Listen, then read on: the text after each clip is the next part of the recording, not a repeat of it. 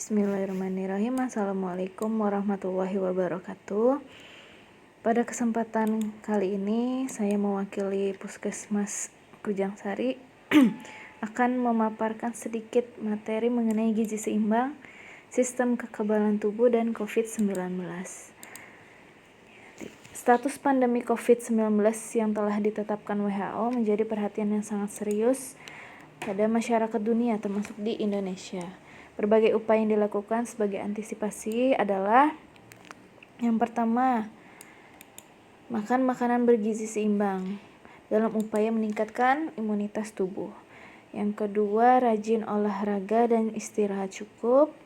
Kemudian cuci tangan pakai sabun dengan air mengalir, bisa langsung dari keran atau bisa juga dengan air yang ada di ember, kemudian menggunakan gayung agar airnya tetap mengalir.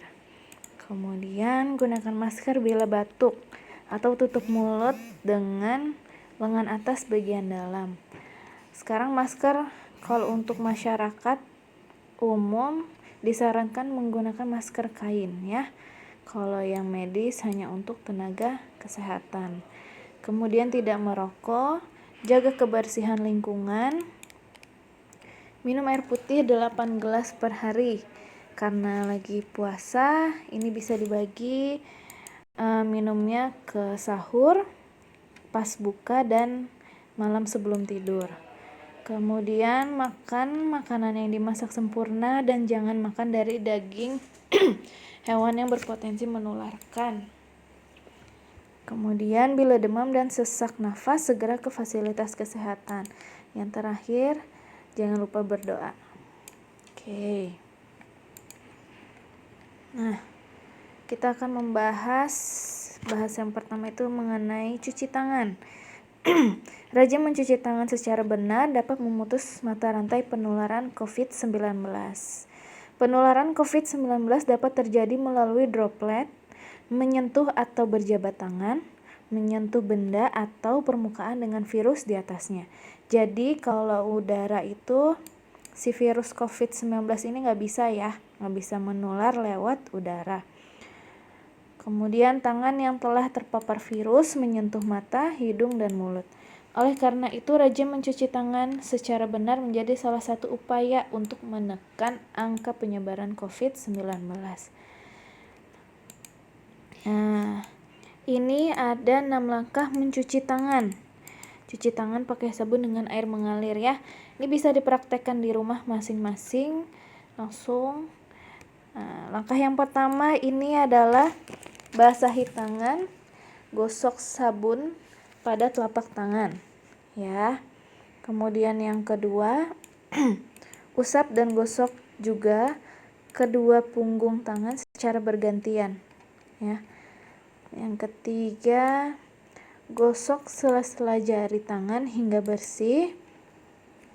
Yang keempat, bersihkan ujung jari secara bergantian dengan saling mengunci ya. Jadi gantian, yang kanan di atas, nanti gantian lagi yang kiri yang di atas. Kemudian yang kelima, gosok dan putar kedua ibu jari secara bergantian. Yang terakhir, letakkan ujung jari ke telapak tangan, kemudian gosok perlahan, lalu cuci dengan air bersih dan keringkan. Kalau bisa sih memang idealnya dikeringkan dengan tisu. Tapi kalaupun nggak ada tisu ya pakai kain bersih. Oke.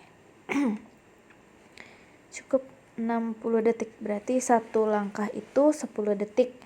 Kalau kanan kiri berarti 5 detik, 5 detik hitungan. 5 hitungan. Oke. Nah, yang kemudian mengenai gizi seimbangnya. Ya, di sini ada piramida gizi seimbang. Susunan pangan sehari-hari yang mengandung zat gizi, karbohidrat dari makanan pokok, protein hewani dan nabati dari lauk pauk, vitamin dan mineral dari sayur dan buah, lemak dari minyak.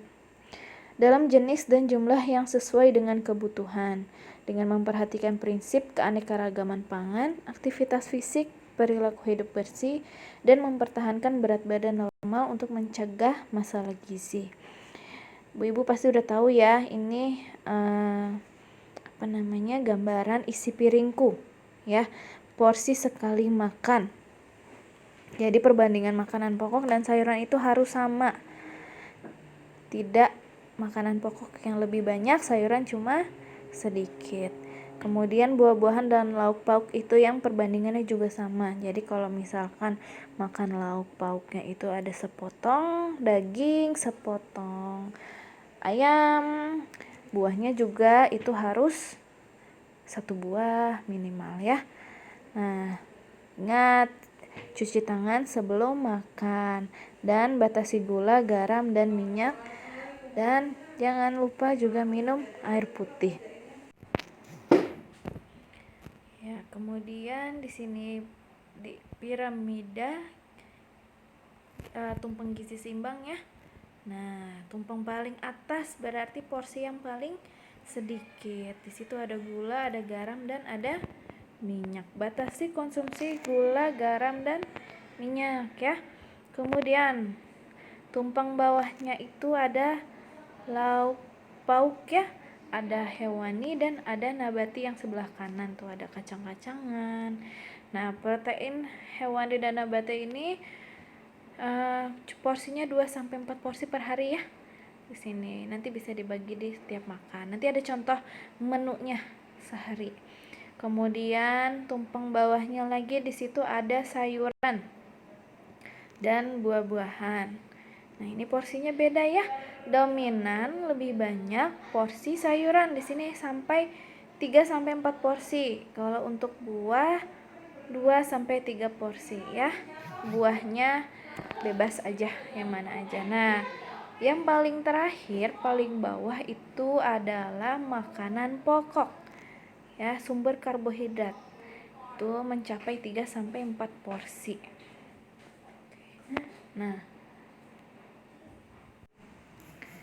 Nah, di yang paling terakhir, paling bawah ya, itu yang warna hijau. Di situ ya adalah kumpulan dari beberapa contoh aktivitas fisik yang bisa dilakukan sehari-hari ya. Contohnya bermain sepak bola, berjalan, senam, bersepeda, menyapu, memantau berat badan dan mencuci tangan juga ini ya, juga harus ya selain aktivitas fisik. Oke. Nah, ini ada contoh penerapan gizi seimbang dalam makanan sehari-hari. Ya, bisa dilihat. Biasanya kan kalau pagi maunya yang gampangnya. Nah, ini bisa, Pak. Nasi goreng 1 porsi itu boleh ya, tapi tetap harus memenuhi yang tadi. Nah, isi piringku jadi ada nasinya, ada sayurannya, ada si lauk pauknya yang nabati dan hewani ya. Di sini ada telur. Oke, snacknya kue bolu cukup 1 potong aja. Kemudian sama jus jeruk 1 gelas. Kalau bisa memang kan kalau bisa sih memang buahnya langsung. Tapi kalaupun mau jus itu penggunaan atau penambahan gulanya itu jangan terlalu banyak, dan jangan juga misalkan sudah ditambah gula ditambah lagi sama SKM, susu kental manis. Jadi kalaupun mau penambahan gula atau pemanisnya boleh pilih salah satu, mau sama gula atau dengan SKM. Nah, makan siangnya nasi 1 porsi, ayam gorengnya cukup 1 potong. Di sini lauk nabatinya ada kacang tolo ya, kemudian bening bayam 1 mangkuk dan pepaya 1 potong. Snack malamnya, snack sore ya. Snack sorenya ini bubur kacang hijau 1 mangkok. Kemudian pir 1 buah. Malam nasi lagi 1 porsi, pepes ikan 1 porsi, tahu goreng 1 potong, tumis sayur 1 porsi dan semangka 1 potong. Nah, kurang lebih seperti ini ya gambarnya isi piringku. Kalau kita kita implementasikan ya. Nah, kemudian di bawah ini ada siklus menu 1 minggu.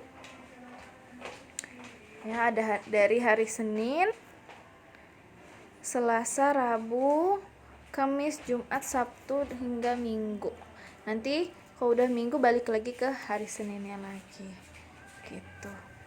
Nanti boleh dilihat aja contoh menunya ya. Dan yang terakhir, jangan lupa lakukan aktivitas fisik secara teratur.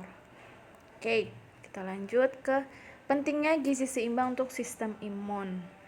Jadi, zat gizi mempengaruhi sistem imun atau kekebalan tubuh melalui mekanisme pengaturan. Nah, zat gizi yang berperan besar tersebut adalah protein hewani, vitamin, dan mineral. Sebagian besar vitamin dan seluruh mineral tidak dapat dibuat sendiri di dalam tubuh, sehingga harus diperoleh dari makanan. Nah, untuk memenuhi kebutuhan zat gizi ini, maka diperlukan konsumsi makanan yang seimbang dan beraneka ragam. Contohnya di sini ada vitamin A. Ya, vitamin A ini berperan dalam pemeliharaan sel epitel. Ya, di mana sel epitel ini merupakan salah satu jaringan tubuh yang terlibat dalam fungsi imunitas untuk meningkatkan daya tahan tubuhnya kita, gitu ya. Kemudian vitamin C meningkatkan fungsi imun dengan menstimulasi produksi interferon atau protein yang melindungi diri dari serangan virus. Selain berfungsi juga sebagai antioksidan pastinya. Ya, kemudian ada vitamin D yang berperan dalam imunomodulasi pada imunitas sel epitel, sistem pernafasan, pencernaan, dan kulit. Kemudian vitamin E atau alpha tocopherol berperan penting dalam integritas membran sel. Ya. Kemudian mineral zat besi dalam pembentukan sel-sel darah merah. Mineral zinc atau seng berfungsi sebagai imunitas seluler. Ini juga daya tahan tubuhnya. Ya, kemudian mineral selenium sebagai antioksidan dan imunitas seluler. Nah, kalau kekurangan selenium ini nanti bisa terjadi penurunan imunoglobulin M dan imunoglobulin G, sehingga terganggunya produksi antibodi atau daya tahan tubuh kita bisa terganggu. Nah, di sini ada contoh makanannya. Makanan boosting sistem kekebalan tubuh. Nah, di sini zat gizi protein kita dapat dari makanan daging sapi, ayam, hati sapi, hati ayam, telur, ikan, udang, cumi-cumi, tiram, susu full cream. Ya, ini untuk khususnya untuk kekebalan tubuh. Tapi nanti hati-hati ya buat yang punya riwayat kolesterol, punya riwayat asam urat ya. Jadi untuk hati sapi, jeroan lah ya, intinya itu sama cumi, udang, susu full cream itu harus hati-hati. Kemudian untuk zat gizi vitamin A atau karotenoid ini kita dapat dari minyak ikan, hati sapi, hati ayam ya. Bisa juga dapat dari sayuran berwarna merah, dari merah sampai orange dan kuning juga bisa ya. Contohnya ada wortel, tomat, bayam merah, ubi jalar, paprika, kentang, labu, labu kuning, kol, jagung, aprikot, belewah, jeruk, mangga, dan semangka. Vitamin C kita dapat temukan di jambu biji, kiwi, pepaya, jeruk, tomat, brokoli, stroberi. Jadi sebenarnya vitamin C itu hampir semua buah itu memiliki kandungan vitamin C. Cuma di sini yang disebutkan yang mengandung vitamin C-nya cukup banyak. Nah, untuk vitamin D sumbernya dari ikan laut, ikan salmon, tongkol, tuna, kakap, makarel, susu, dan telur. Seng atau zinc dari hati sapi, hati ayam, susu full cream, kacang merah, ayam, kacang hijau, tempe, udang. Selenium dari daging sapi, telur, ikan salmon, ayam, susu, dan hasil olahannya. Kemudian ada juga di sereal. Dan zat besi itu otomatis dari lauk hewani ya, paling banyaknya di hewani dan ada beberapa di sayuran hijau. Kemudian di sini juga probiotik dari yogurt. Ya. Saluran pencernaan yang sehat dapat membantu meningkatkan kekebalan tubuh melalui konsumsi susu fermentasi atau yogurt. Berikan ASI secara eksklusif agar bayi mendapatkan zat kekebalan tubuh dari ASI. Nah, di sini juga makanya kenapa kita penting banget ngasih ASI eksklusif ke anak ya, terutama anak yang baru lahir hingga usia 6 bulan. Jadi, pembentukan si daya tahan tubuh itu mulai dari anak lahir ya. Nah, ini ada 5 kunci keamanan pangan dalam upaya pencegahan kontaminasi virus atau mikroorganisme. Yang pertama, balik lagi, cuci bersih tangan dan bahan makanan yang akan diolah. Ya, intinya melakukan kegiatan apapun mulainya dengan cuci tangan. Yang kedua, pisahkan penyimpanan serta bedakan pisau dan talenan untuk bahan makanan mentah dengan makanan matang. Kalau bisa memang punya 2 alat ya khusus untuk misalkan yang mentah dan yang matang, untuk yang daging dan untuk yang buah. Tapi kalaupun tidak memungkinkan kondisinya, minimal misalkan dari bekas daging gitu ya, terus mau potong sayur itu dicuci lagi ya. Jadi si alatnya dicuci lagi, pakai nanti mau ganti lagi bahan makanannya, cuci lagi gitu ya. Kemudian yang ketiga, masak dengan benar dan matang terutama bahan makanan protein hewani. Ya, usahakan semuanya sampai matang. Yang keempat, simpan makanan matang pada suhu yang tepat atau aman. Ya. Itu biasanya kalau di kulkas dia untuk menyimpan makanan matang itu ada di chiller rak paling atas gitu. Jadi di bawah freezer kan ada rak tuh. Nah, itu biasanya khusus untuk makanan matang. Yang kelima, gunakan air dan bahan baku yang aman. Ya, pastikan air bersih yang aman untuk makanan. Kemudian, keamanan pangan dalam mengonsumsi makanan.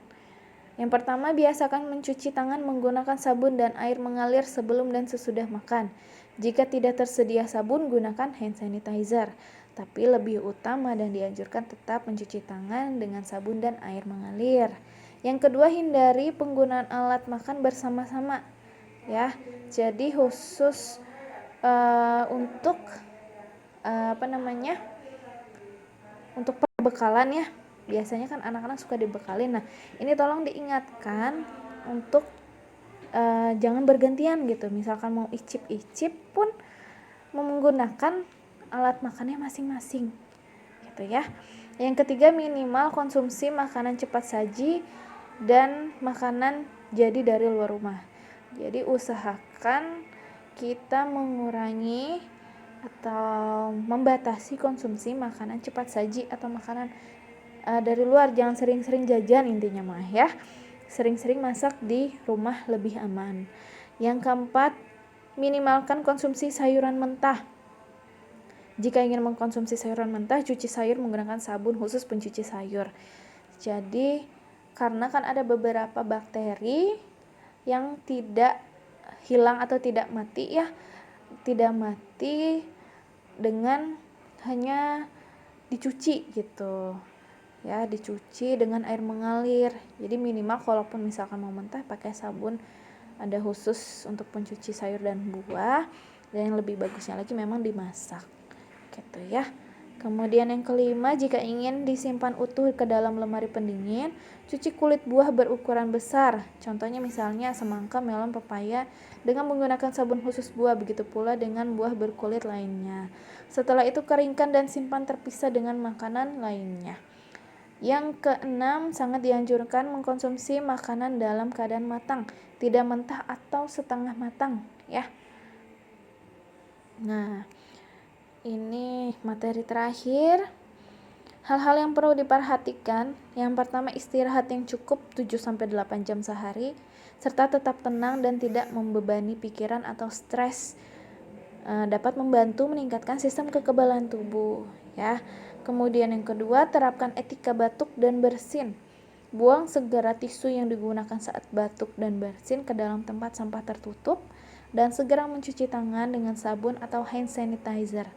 Gunakan siku tangan saat batuk dan bersin jika tidak tersedia tisu ataupun masker. Yang ketiga, jaga jarak minimal 1 meter dengan orang lain saat beraktivitas selama di luar rumah. Saat kembali ke rumah, segera ganti baju dan mencuci tangan dengan sabun dan air yang mengalir atau mandi. Lebih disarankan sih memang mandi ya dan ganti baju gitu ya. Yang keempat, tidak berjabat tangan ataupun berpelukan saat bertemu dengan orang lain ataupun teman dan kerabat. Lambaikan tangan ataupun sawadikap sangat dianjurkan. Yang kelima, hindari merokok untuk mencegah ekspresi reseptor AC2 lebih tinggi di dalam tubuh yang menyebabkan tingginya risiko penularan COVID-19 ya. Yang keenam, tetap produktif, lakukan aktivitas fisik di rumah. Olahraga teratur minimal 15-30 menit di rumah. Bisa lihat di YouTube ya. Ini maupun di lingkungan sekitar rumah untuk menjaga agar tubuh tetap bugar. Yang ketujuh dan yang terakhir, stay at home. Tetap di rumah mengikuti anjuran pemerintah guna memutus rantai penularan COVID-19. Lakukan kegiatan menyenangkan bersama keluarga di rumah untuk menghindari rasa bosan. Lakukan ibadah bersama-sama anggota keluarga.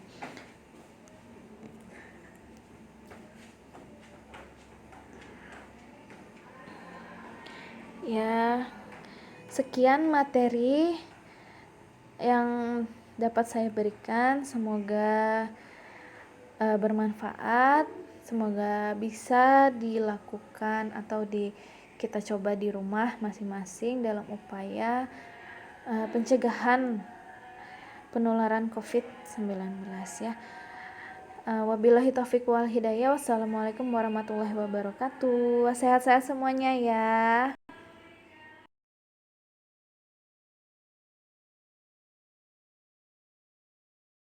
Bismillahirrahmanirrahim. Assalamualaikum warahmatullahi wabarakatuh.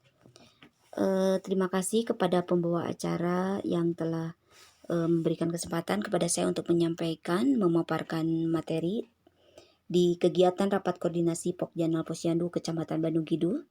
Perkenalkan, saya Adelia Komalasari SPD sebagai pendamping kader Posyandu Kecamatan Bandung Kidul.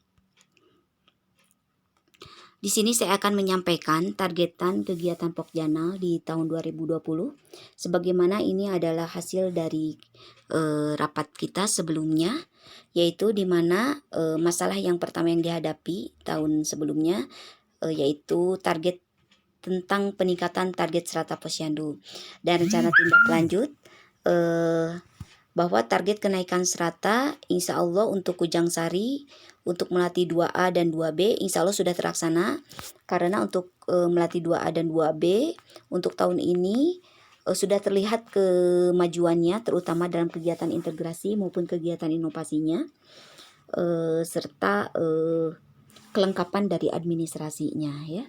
Lalu untuk Posyandu Cempaka 4 dan Cempaka 9 Batu Nunggal ya, itu.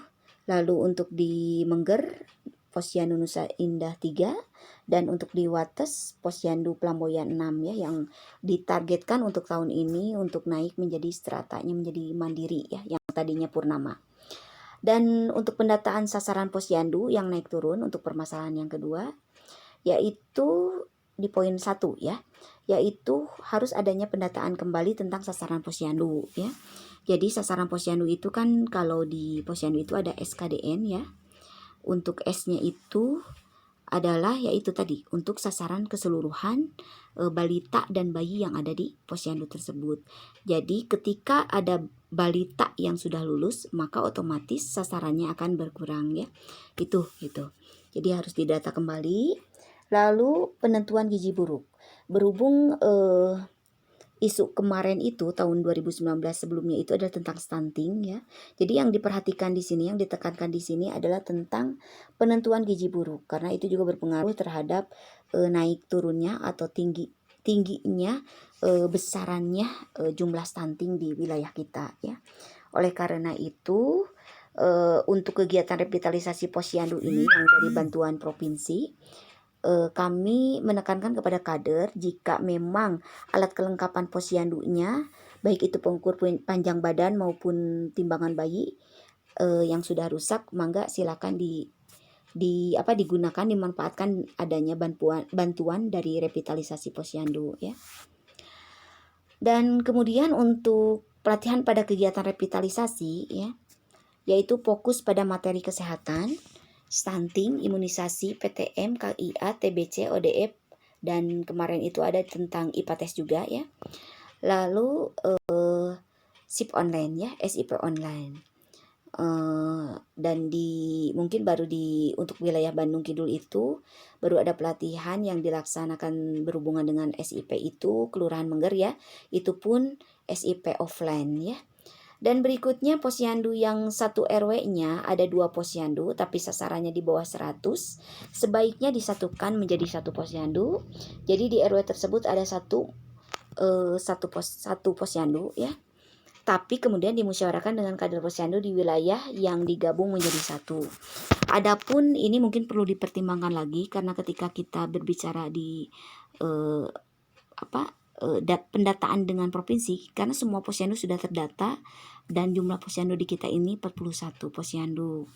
Mudah-mudahan kedepannya masih tetap 41 posyandu ya, tidak menjadi berkurang gitu. Adapun kalau untuk sementara tidak bisa bertambah ya, untuk posyandu itu tidak bisa menambah posyandu, tapi kalau berkurang memang bisa, tapi memang alangkah lebih baiknya tetap saja untuk 41 posyandu untuk mempermudah laporan berikutnya ya. Next, laporan pelaksanaan revitalisasi posyandu untuk tahun anggaran tahun 2019. Karena memang revitalisasi posyandu ini sudah terlaksana ya. Insya Allah untuk Pokjanal Posyandu dan Pokja Posyandu itu anggaran untuk masing-masing, kalau Pokjanal Posyandu Kecamatan 2.500.000, kalau Pokja Posyandu itu Pokja Posyandu kelurahannya 1 juta ya. Itu penggunaannya yaitu untuk rakor Pokjanal atau rakor Pokja ya. Lalu untuk pembinaan kinerja posyandu, lalu untuk monitoring ke posyandu bersama PKP kecamatan dan juga Pokja 4-nya. Lalu evaluasi kegiatan revitalisasi posyandu, update atau rekap ulang pendataan posyandu, pelaporan dan itu ya, itu penggunaan untuk Pokja Posyandu dan Pokjanal Posyandu. Dan kalau adapun untuk posyandu itu sendiri, anggarannya itu mendapatkan masing-masing posyandu 1.750.000 dan penggunaannya yaitu untuk operasional posyandu, diantaranya untuk PMT. Untuk Bandung Kidul sendiri PMT tidak diajukan ya, karena adanya PMT yang dari Kota Bandung itu ya, yang dari DPA. Lalu ada alat kelengkapan posyandu, beberapa posyandu memanfaatkan ini ya untuk pembelian alat kelengkapan posyandu yang tidak ada di posyandunya. Dan pelatihan kader, insya Allah pelatihan kader ada di tiap-tiap kelurahan ya. Lalu operasional hari buka posyandu, dan operasional hari buka ini untuk 5 posyandu, 5 kader dulu ya, jadi belum sampai ke 8 kader ya. Sebagaimana Kota Bandung yang sekarang sudah digulirkan ya, insentifnya untuk 8 orang kader, alhamdulillah ya. Berikutnya, nah bagaimana sih kegiatan PKP selama WFH? Kan kalau biasanya kegiatan kita ini lebih banyak di lapangan dan melakukan koordinasi maupun koordinasi baik itu tingkat kelurahan ya, kecamatan maupun Kota Bandung ataupun provinsi ya. Terakhir itu kita melakukan kegiatan itu sebelum masa Covid itu, sebelum masa tanggal 15 Maret kita melakukan kegiatan di Kuningan ya, PKP se-Jawa Barat itu. Dan itu terakhir ketika kami melakukan kegiatan secara offline ya, atau secara langsung di dunia nyata ya. Dan untuk sekarang ini makanya saya pribadi sebagai PKP Kecamatan Bandung Kidul berusaha tetap melakukan banyak hal kegiatan yang mendukung, baik itu mendukung kinerja saya sebagai PKP maupun terhadap mengkampanyekan kita melawan COVID-19 ya, atau mencegah COVID-19, di antaranya dengan membuat flyer-flyer seperti ini serta mengajak kepada masyarakat untuk menggunakan masker, untuk CTPS, cuci tangan pakai sabun, untuk di rumah aja ya, untuk berbagi dan jangan lupa berdoa ya, gitu. Dan insya Allah berbagi di sini saya beberapa bekerja sama dengan komunitas ya, community hijaber juga ada ya, pemberian masker, dan juga beberapa donatur dari teman-teman saya yang di ASN ya ada. Alhamdulillah, insya Allah mudah-mudahan itu sangat membantu masyarakat di sekitar terutama ya, maupun kader Posyandu yang terpilih lah itu mungkin ya. Next, ini adalah flyer penyuluhan yang saya buat tentang tahapan cuci tangan ya. Nanti mungkin akan saya share di grup ya karena tidak bisa diklik di sini. Kita lanjut. Nah, ini saya membuat video ya, video Pokjana dalam dukung Bandung Cegah COVID-19 ya. Di sini saya mengikut sertakan dari mulai Bapak Camat sebagai pembina Pokjanal Posyandu Kecamatan Bandung Kidul, Ketua Pokjanal Ibu Seksam sebagai Ketua Pokjanal Posyandu Kecamatan Bandung Kidul, lalu dilanjut oleh para kasih ya, para kasih di kecamatan, kasubag di kecamatan, lalu para lurah ya, lalu seklur sebagai Ketua Pokja Posyandu juga diikut sertakan di sini. Lalu dilanjut oleh para kasih kesos ya di kelurahan, lalu UPT Puskesmas, dilanjut dengan para leading lintas sektor yang berhubungan dengan video Pokjanal ya, dengan Pokjanal Posyandu Kecamatan juga ya. Lalu ada PKP-nya juga, ada Pokja 4 kecamatan maupun kelurahan ya. Tadi yang lintas sektor itu kalau saya sebutkan satu persatu takut terlewat ya, mungkin kita coba saja. Ada dari LPM, ada dari FKS ya, Forum Kecamatan Sehat, dari PMI juga, dari RBM juga, lalu koordinator KB juga, lalu dari koordinator WPA juga ya, lalu dari apa lagi ya? Banyaklah, alhamdulillah ya, banyak diikut sertakan di sini. Dan yang tidak disebutkan saya mohon maaf ya jika tidak disebut. Oh, ada ya, ketua tim penggerak PKK-nya juga pasti masuk ya. Ketua tim penggerak PKK kecamatan maupun kelurahannya itu pasti ya masuk di sini ya, menjadi salah satu pendukung juga dalam Bandung Cegah COVID-19 ya. Baik, untuk berikutnya adalah selain tadi saya membuat flyer, membuat video, saya juga membuat spanduk sebagai salah satu kita mengkampanyekan dukungan untuk cegah COVID-19 dan untuk menyemarakan Ramadan ya, agar kita di bulan Ramadan ini juga tidak berputus asa dengan adanya kita dirumahkan saja, bagaimana kita menjadi pribadi yang lebih baik lagi ketika kita di dalam rumah, ketika kita melakukan kegiatan di rumah, dan tetap bersosialisasi dengan masyarakat dengan kita berbagi, misalkan berbagi tajil kepada tetangga yang terdekat ya, dan menjaga jarak ketika kita bertemu dengan tetangga saat berjemur ya, karena memang di saat lockdown itu suasana di sekitar rumah pasti sepi ya, dan orang bisa melakukan aktivitas berjemur dan otomatis bisa bertemu dengan tetangganya, tetapi tetap harus menjaga jarak ya, itu.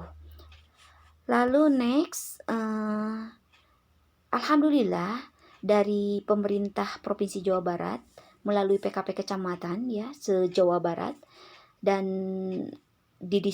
didistribusikan ya melalui PKP Kecamatan, dan terutama saya juga PKP Kecamatan Bandung Kidul, alhamdulillah mendapatkan bantuan untuk Posyandu ya, bukan untuk PKP tapi untuk Posyandu. Dan masing-masing PKP Kecamatan itu mendapatkan 3 dus susu Frisian Plate, 5 dus SGM, 10 PCS jamu, dan 50 PCS masker kain. Dan alhamdulillah untuk melengkapi itu, karena ngegantung ya jumlahnya, biar kami mendapatkan 60 untuk 60 sasaran balita di wilayah Kecamatan Bandung Kidul, sehingga saya memohon bantuan ya, alhamdulillah di ACC ke Kecamatan Bandung Kidul. Kecamatan Bandung Kidul menambahkan 2 dus susu ultra dan 25 PCS masker kain. Alhamdulillah, terima kasih ya buat Kecamatan Bandung Kidul yang begitu support ya untuk Posyandu yang ada di wilayah Kecamatan Bandung Kidul. Dan untuk pendistribusiannya yaitu untuk Kelurahan Mengger 10 balita, Kelurahan Wates 12 balita, Kelurahan Batu Nunggal 18 balita, Kelurahan Kujang Sari 20 balita, sehingga jumlahnya 60 paket ini yaitu untuk 60 balita. Dan ini semua ya kami sasarannya itu yaitu balita yang seperti apa ya kami pilih itu, yaitu balita yang pernah mengikuti lomba balita di tingkat Kecamatan Bandung Kidul, ada 8 balita, perwakilan 2 balita masing-masing kelurahan. Lalu ada balita yang memang dia dari kalangan menengah ke bawah juga. Ada juga balita dari yang merupakan balita gizi buruk atau gizi kurang ya. Itu lalu untuk jamu dan sisa masker kami berikan kepada posyandu yang menjadi peserta lomba posyandu tingkat kecamatan tahun kemarin ya, tahun 2019. Dan insya Allah kepada Ibu Pokja Posyandu maupun Ketua Pokja Posyandu Kelurahan ya, dan Pokja 4 Kelurahan ya, karena memang yang ke lapangannya insya Allah oleh Pokja 4 Kelurahan ya. Untuk pendistribusian, untuk pelaporannya berupa foto dokumentasi saja ya, berupa foto dokumentasi dan di grid ya, tidak usah satu-satu untuk menghemat data juga ya. Lalu pelaksanaan untuk launching dan simbolisnya untuk pemberian bantuan ini insya Allah pada hari ini juga, yaitu Senin 4 Mei 2020 yang akan diserahkan oleh Pokjanal Posyandu Kecamatan Bandung Kidul ya, kepada perwakilan dari 4 kelurahan insya Allah ya. Fotonya nanti insya Allah akan di-share. Mungkin itu saja paparan yang bisa saya sampaikan. Mudah-mudahan menjadi informasi bagi Bapak dan Ibu yang ada di kegiatan Rakor Pokjanal online ya, di WAG Pokjanal Posyandu Kecamatan Bandung Kidul. Mohon maaf jika saya dalam pemaparan ada kekurangan dan kesalahan jika ada yang belum saya sebut atau saya absen, hapunten samudaya kelepatan.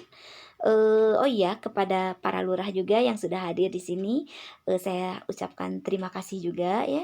Tadi belum terabsen UPT Puskesmas yang sudah memberikan sambutannya juga ya, kepada Bapak Camat Bandung Kidul sebagai selaku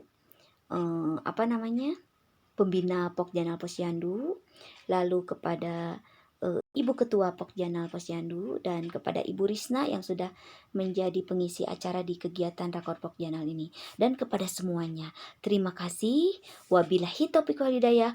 Wassalamualaikum warahmatullahi wabarakatuh.